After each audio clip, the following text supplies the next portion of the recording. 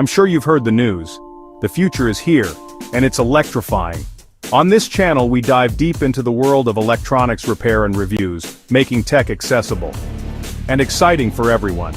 Whether you're a seasoned pro or just starting out, we've got something for you. From fixing your broken gadgets to reviewing the latest tech, we cover it all with a beginner-friendly approach.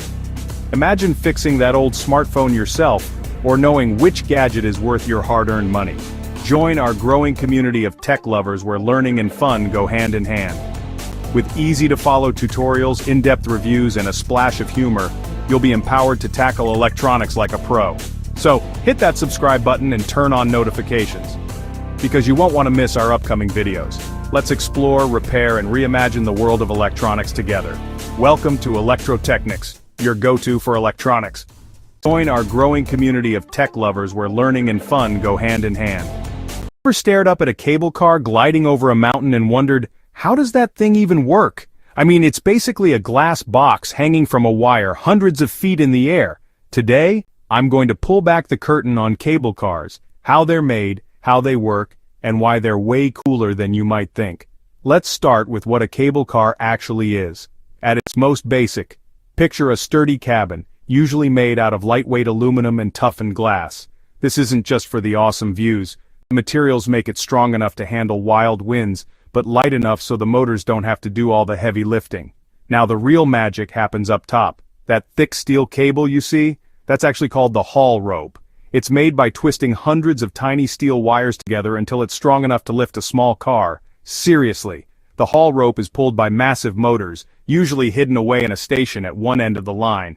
These motors spin giant bull wheels, which move the cable, and the cable pulls the cabin along like a toy train on a track. Just, suspended in the sky. But how do you keep the cabin from just crashing down? Here's the genius part. The cable is supported by tall towers, spaced out along the route. Each tower has wheels called sheaves that cradle the cable, letting it roll smoothly and safely. Most cable cars actually have a backup cable and emergency brakes, so if anything ever goes wrong, the cabin stops safely in its tracks. Building a cable car system is no joke. First, engineers scout the route. Mountains, rivers, forests, you name it. Then, they build the towers, sometimes by helicopter if the terrain is really wild. Next, they stretch the cables, which can weigh as much as a blue whale. It takes weeks of careful tensioning and safety checks before the cabins even take their first test ride. Once everything's up and running, riding a cable car feels like floating. But underneath is a ballet of physics, engineering, and pure human ingenuity. It's a perfect blend of safety and spectacle.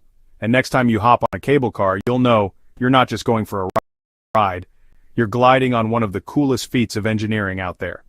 So the next time you're climbing a mountain without breaking a sweat, thank the brilliant minds behind cable cars, and hey, enjoy the view.